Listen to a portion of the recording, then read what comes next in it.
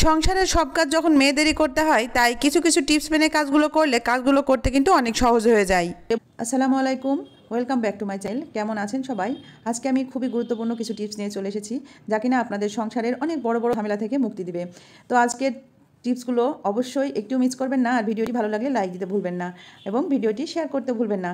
এবং আমার পেজ থেকে যারা ভিডিওটি দেখছেন, প্লিজ আমার ফেসবুক পেজটা লাইক ফলো করে দিবেন, এবং ইউটিউব চ্যানেল থেকে যারা দেখছেন, প্লিজ আমার ইউটিউব চ্যানেলটি সাবস্ক্রাইব করে নেবেন।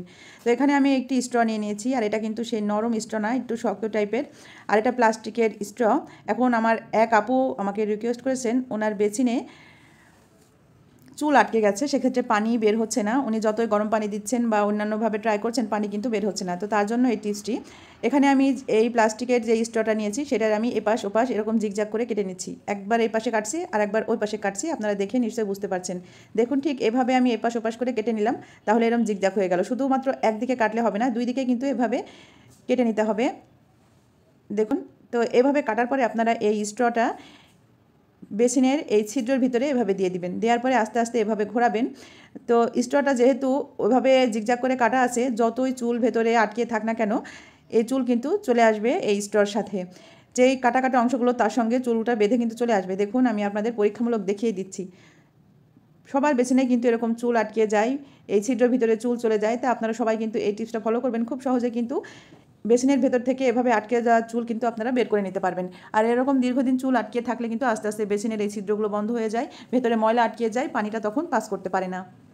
তাই যতই গরম পানি ঢালেন না কেন, বেকিং সোডা যাই দেন না কেন, এই পানি কিন্তু আর ক্লিয়ার হয়ে নামবে না। সেজন্য আপনারা মাঝে মাঝেই এভাবে চুলগুলো পরিষ্কার করে নেবেন। আমি প্রতিটা ছিদ্রের ভিতরে এভাবে এই স্ট্রটা দিয়ে ঘুরিয়ে ঘুরিয়ে চুলগুলো বের করে নিয়ে আসবো। তো কেমন লেগেছে বন্ধুরা এই টিপসটি? ভালো লাগলে শেয়ার করে দিবেন, সবাইকে দেখার সুযোগ করে দিবেন, তাহলে সবাই উপকৃত হবে। দেখুন, আমি আরেকটা ছিদ্রের ভিতরে দিয়ে ঠিক এভাবে বের করে নিয়ে আসলাম। দেখুন, এখান থেকেও কিন্তু চুল বেরিয়েছে। তো প্রতিটা ছিদ্রের ভিতর থেকে আপনারা এভাবে কিন্তু খুব সহজেই এই ড্রেন লাইনটা পরিষ্কার করে নিতে পারবেন। আর আমি আবারও আপনাদের দেখিয়ে দিচ্ছি এই স্ট্রটা আমি কিভাবে কেটেছি। দেখুন কতটা চুল বের হচ্ছে। তো আমার বেসিনেও অনেকগুলো চুল আটকে ছিল, ঠিক আমি এভাবেই বের করে নিলাম। এখন এই বেসিনটা কিন্তু একদম ক্লিয়ার হয়ে যাবে, পানি কিন্তু আর আটকাবে না। আর দেখুন, এই বেসিন থেকে এতটা চুল বেরিয়েছে এবং চুলের সাথে ময়লাও আটকে আছে। আর আমি আপনাদের সুবিধার্থে আবারও স্ট্রটা দেখিয়ে দিচ্ছি। এই যে এইভাবে কেটেছি, একবার এই সাইডে আর একবার ওই সাইডে। তো এভাবে কাটার কারণে কিন্তু জিগজাগ মতো হয়ে গেছে। আর এই যখন আমি স্ট্রটা এই ছিদ্রের ভিতরে দিচ্ছি, এর সঙ্গে কিন্তু চুল আটকে যাচ্ছে। এবারে চলে যাচ্ছি পরবর্তী টিপসে। এরকম টিস্যুর রোল অথবা আমাদের বাসায় যে ফয়েল পেপারগুলো থাকে, তার কিন্তু এরকম কাগজের রোলগুলো থেকে যায়, আর এটা কিন্তু খুব মজবুত। তো এগুলো কিন্তু আমরা ফেলেই দিই। তো আজকে আমি এমন একটি টিপস দিব, এই টিস্যুর রোলগুলো দিয়ে আপনাদের কিন্তু খুবই কাজে আসবে। এটা হচ্ছে টয়লেট টিস্যু রোল, আর এগুলো কিন্তু সাইজ মতো করে কাটাই আছে। আপনাদের যদি টিস্যু রোল বড় হয়, অনেক সময় কিচেন টাওয়াল যেগুলো, সেগুলো রোলগুলো কিন্তু বড় হয়, আপনারা মাঝখান থেকে কেটে নিতে পারেন। তো আমি এখন এই টিস্যুগুলো, এই রোলগুলো এভাবে কাঁচি দিয়ে মাঝখান দিয়ে কাটছি। তো এর সাইজটা পারফেক্ট আছে, তাই আমার আর পাশ থেকে কাটিয়ে কোনো প্রয়োজন পড়লো না। এখন আমি মাঝখান থেকে এভাবে কাঁচি দিয়ে কেটে নিলাম। নেওয়ার পরে এগুলো কী করব, যাদের বাসায় পর্দা এরকম, তো একটু বাতাস হলে কিন্তু পর্দাগুলো সরে যায়। এগুলো কিন্তু রিং লাগানো নয়, এটা অন্য সিস্টেমে যেভাবে লাগানো আছে, একটু বাতাস লাগলে পর্দা সরে যায়। পাশাপাশি দেখা যায় যে এই পর্দাগুলো যখন আমরা হাত দিয়ে সরাই, তখন কিন্তু এর শেপটা নষ্ট হয়ে যায়, অনেক চিপটে থাকে। দেখুন, এই সাইডে একটা সরানো আছে এবং চিপটে রয়েছে। তো আপনার পর্দার শেপগুলো তখন খারাপ লাগে দেখতে, ঘরটাও বেমানান লাগে। তো তার জন্য আপনারা পর্দার পিছন সাইডে এরকমভাবে যদি এই রোলগুলো দিয়ে দেন, তাহলে কিন্তু পর্দা যতই বাতাস হোক সেটা সরে যাবে না। আবার যদি আপনারা সরিয়েও দেন, তাহলে পর্দার শেপটাও কিন্তু নষ্ট হবে না, আপনার ঘরটা কিন্তু খুবই সুন্দর লাগবে। তো আমি পিছন সাইডে এভাবে লাগিয়ে দিলাম। দেখুন, চার জায়গায় লাগিয়ে দিলাম। দেখুন, পর্দাটা আমি যতই সরাচ্ছি না কেন, এর শেপটা কিন্তু নষ্ট হচ্ছে না, খুবই সুন্দর লাগছে। আর এ পাশেটা দেখুন, আমি ওই পাশেটা সরিয়েছি কিন্তু দেখতে খারাপ লাগছে, এটা জড়িয়ে আছে। আর এভাবে করে রাখলে আপনার জানালা জুড়ে বা দরজা জুড়ে পর্দাটা খুব সুন্দরভাবে সেট হয়ে থাকবে। কেমন লাগলো এই টিপসটি? চলে এসেছি পরবর্তী টিপসে। আমরা যখন আলু বা ডিম সিদ্ধ করতে দিই, তখন আপনারা একসাথে সিদ্ধ করতে দেবেন। তাহলে কি হবে, আলু ডিম কিন্তু একসাথে দ্রুত সিদ্ধ হবে, আলুটা খুব দ্রুত সিদ্ধ হবে। এর পাশাপাশি আরও একটা টিপস দিচ্ছি, সেটা হচ্ছে আপনারা যখন যেই পাতিলে আলু বা ডিম সিদ্ধ করেন না কেন, পাতিলটা কিন্তু ভেতরটা কালো হয়ে যায়।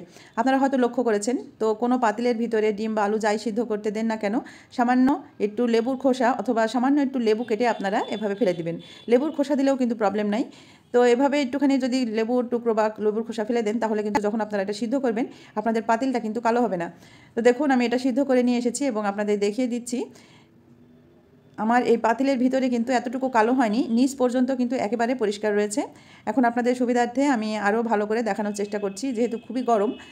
তারপরে চেষ্টা করছি এই পাতিলের ভেতরটা কেমন সাদাই রয়েছে। তো নর্মালি আপনারা যখন কোনো সিলভারের জিনিসে এভাবে যদি কিছু সিদ্ধ করতে দেন কালো হয়ে যায়, এটা আপনাদের সবারই জানা। দেখুন একেবারে নিচ পর্যন্ত দেখা যাচ্ছে, একেবারেই পরিষ্কার। তো আশা করছি গৃহিণীদের জন্য খুবই উপকারে আসবে এই টিপসটি। আর ভিডিওটি ভালো লাগলে অবশ্যই শেয়ার করে দিবেন আপনাদের ফ্রেন্ডস এবং ফ্যামিলিদের মাঝে, তাহলে সবাই দেখার সুযোগ পাবে। এবারে চলে যাচ্ছি লাস্ট টিপসে। আপনাদের বাসার প্রতিটা আয়নায় একটু করে লবণ দিন। লবণ দিলে যেটা ঘটবে আপনারা চমকে যাবেন। আমরা কিন্তু সব থেকে যেটা বেশি ইউজ করি সেটা হচ্ছে বাড়ির আয়না। তো আমাদের বাথরুমের আয়নায় দেখা যায় আয়রনের দাগ পড়ে যায়, পানির দাগ পড়ে যায়। তো একটুখানি লবণ আপনারা নেবেন, শুকনো লবণ, এখানে পানি দেওয়ার প্রয়োজন নেই। শুকনো লবণ দিয়ে যদি আপনাদের এই বাথরুমের যেই ছোপ ছোপ দাগ পড়ে, পানির দাগ, আয়রনের দাগ, সাবানের দাগ, সেগুলো কিন্তু খুব সহজেই এই লবণে উঠে যাবে। তো শুধু বাথরুমের আয়না নয়, আপনাদের যে ড্রেসিং টেবিলের আয়নাগুলো আছে সেগুলো অনেক সময় আপনারা দেখবেন যে পানির দাগ পড়ে যায়। তো যখনই ড্রেসিং টেবিলের সামনে যে চুল আঁচড়ানো হয় বা অন্যান্য কারণে কিন্তু পানি ছিটকে পড়ে, আর এই পানির দাগগুলো না মুছলে কিন্তু দীর্ঘদিন পরে দাগটা পার্মানেন্ট হয়ে যায়, উঠতে চায় না। তো সেক্ষেত্রে আপনারা একটু লবণ নিয়ে যদি এভাবে ঘষে দেন, দেখবেন খুব সহজেই কিন্তু এই সকল দাগ উঠে যাবে।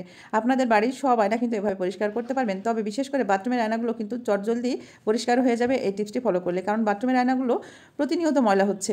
তাই আপনারা বাথরুমের আয়না পরিষ্কার করা নিয়ে আর চিন্তা করবেন না, একটুখানি লবণ হাতে নিয়ে ঘষা দেবেন, তারপরে একটুখানি ঘষে নেওয়ার পরে পানি দিয়ে ধুয়ে ফেলবেন, দেখবেন চকচকে ঝকঝকে হয়ে যাবে। তো পুরো আয়নাটা আমি এভাবেই ঘষে নিয়েছি, আর দেখুন কত সহজেই কিন্তু এই আয়রনের দাগ, ছোপ ছোপ পানির দাগ, সাবানের দাগ সব উঠে গেল।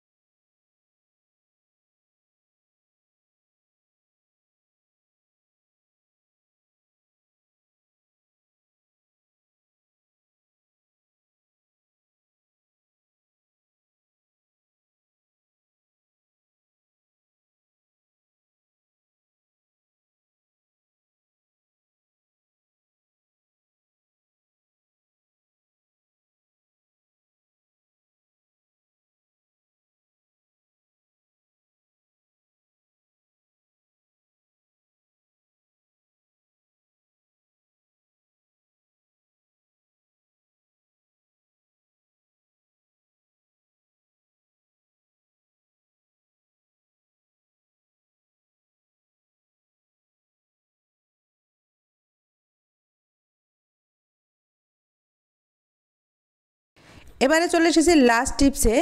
আমরা যখন মেহেদি ব্যবহার করি, দেখা যায় অনেক সময় কাপড়ে মেহেদি লেগে যায় অথবা বিছানার চাদরে মেহেদি লেগে যায়। তো তখন আপনি সেটা কিভাবে উঠাবেন শিখে রাখুন, কাজে দিবে। প্রথমে যেটা করতে হবে, মেহেদিটা এভাবে টিস্যু পেপার অথবা কাপড় দিয়ে মুছে নেবেন। মুছে নেওয়ার পরে আলাদা একটা টিস্যু পেপার নিতে হবে, আর টিস্যু পেপার আমি ছোট করে